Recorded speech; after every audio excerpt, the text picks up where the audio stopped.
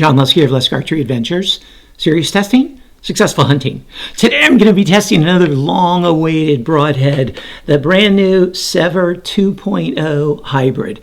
Wow, okay, a few months ago, they came out with a 1.5 hybrid, and it got the highest score of any mechanical head I've ever tested. Then they just came out with the 1.75 hybrid, and it got an even higher score. And now I'm going to be testing the 2.0 hybrid, and I'm eager to see how it does. So for all this testing, I'm going to be using my protocol for 2025. And for a detailed description of that, an explanation of why I do what I do, how I do what I do, please check out the video that I posted earlier this year called 2025 Broadhead Test Process, and it'll walk you through it all. And for most of the shooting, I'm going to be using my Elite Carbon Eon bow that I'm loving. And for the flight testing, I'm going to be using my Killer Instinct LogiX, their brand new 2025 crossbow. Really eager to do that, to use that. And for all the arrows and bolts, I'm using Bishop Archery stuff because it's really top tier. All right, let's zoom on in here, go through some of the design features and specifications of this 2.0 hybrid, and then put it to the test. Here's a good look at this Broadhead. And man, Sevrs just are known for really high quality materials and craftsmanship, and you really feel that taking it out of the package. So in terms of the materials themselves, the ferrule is one piece, grade 5 titanium, and then the blades, it's got two different sets of blades, are 0.032 inches thick of, I believe it's 420 stainless steel, but they're definitely stainless steel. And the way it works is you've got these hybrid blades in the front. They're very sharp. I got to be careful with them.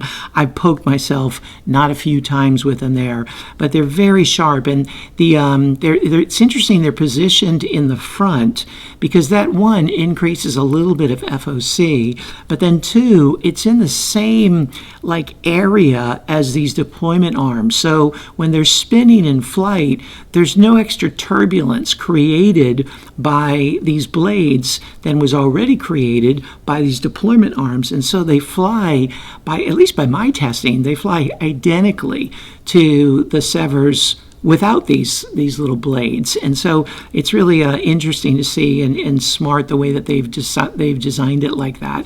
And the way it works is upon penetration, you got this chisel tip, and then you've got this leading blade that cuts. Then when there's pressure put on these deployment arms, you can see right there that the back edge of the blades start to open, and so they're rear deploying heads.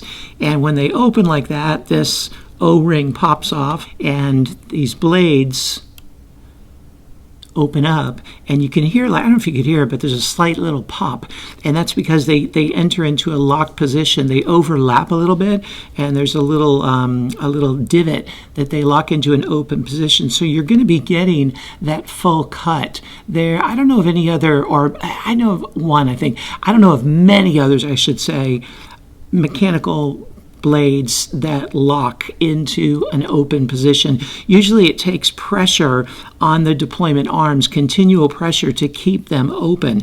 And when there's not much pressure, they shrink down. That's not the case with the Sevrs. Now, another thing by design is, because they're locked open like this, they're in a pivoting motion, or they're allowed to be in a pivoting motion. And that's because if one end hits a hard blade like that, it can just close, and the arrow shaft can continue on course and penetrate extra deeply and not veer off course, which can happen in an animal. And then as soon as it passes that thing, there's pressure over here that just slides it back into this place where they're just in a fluid motion. They can kind of move a little bit, but with equal pressure or with opposite pressure, they're just going to stay in their basic same cut like that. So it's pretty ingenious how that's happened. Another thing that's interesting is the way they lock open. There's this little back edge of each of the blades that intersects with each other and holds them open. But then if there's a lot of pressure put on them at the same time, the back ends can overlap and absorb some of that impact there, so that the blades are much less prone to breaking. It's really an ingenious design, and they've patented this whole thing, so that's why others can't copy it like that. So now in this position, you have in this model the full 2-inch cut in the open position. So you've got 0.7 inches of cut there with the initial bleeder. Then you've got 2 inches of cut there, giving you a total cut of 2.7 inches. One of the challenges with severs is sometimes these blades can tend to pivot, giving you a little bit smaller cut than you would like upon entrance or exit. But having this extra 0.7 inches of cut that's static, that's always there, really makes up for it. So you're getting a lot of damage by using this broadhead with a total of 2.7 inches of cut.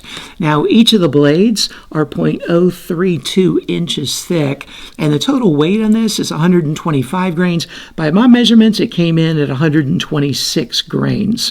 Another thing that's unique about the severs is they come with a little set screw that you can close the blades and put in there, and you can lock the blades in the closed position. So you can practice with them without dulling them as much.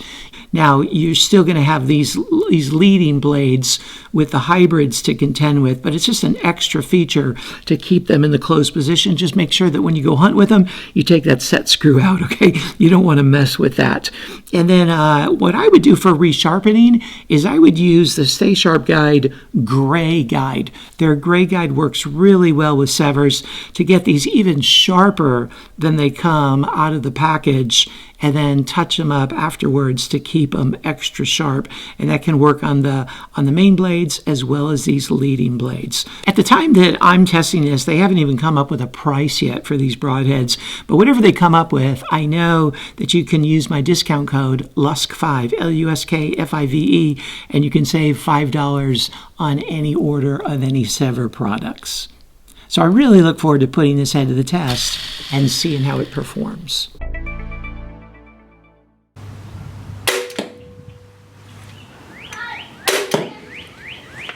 The Sevr 2.0 got the bullseye. It took 172 grams of force to cut through the wire, which is a 10 on a 10-point scale, plus a bonus for being under the threshold of 200. It penetrated 8 inches. And here's the entrance hole. It reached its full maximum cut of 2 inches upon impact. It only took an additional 5 grams of force to cut through the wire, which is a 9.9 on a 10-point scale. And it's going to get an extra bonus for both the sharpness and the edge retention being under the threshold of 200.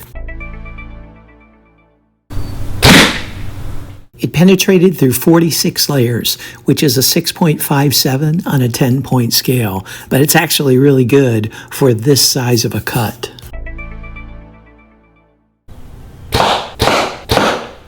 The head's in excellent shape after the 3 shots through the MDF.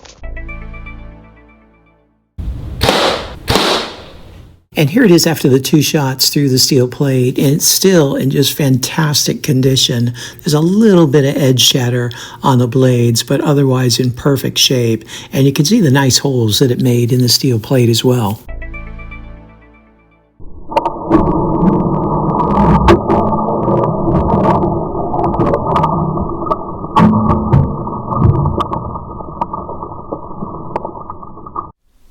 Here's the Sevr 2.0 after all the durability testing, and man, it just performed like every Sevr I've ever tested, just extremely durable through the MDF, through the steel plate. On the steel plate, it got a little bit of edge chatter there, a little more than the 1.75, which is to be expected because it's got more resistance in that steel plate because of a little bit wider cut.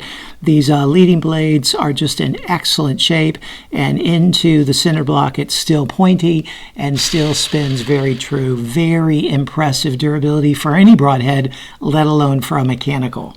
So what'd you think?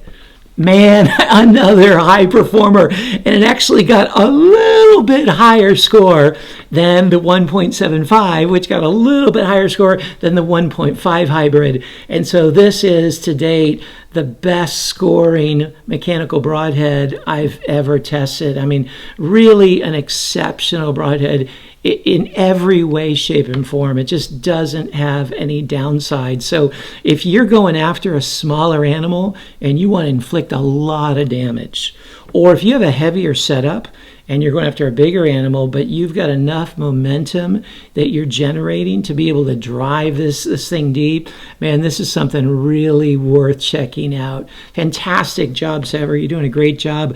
Keep it up. I look forward to seeing more stuff in the future. And hey, you check out the score sheet and see how it performed in the areas that matter to you the most. See if it might be a good fit for you and your hunting needs.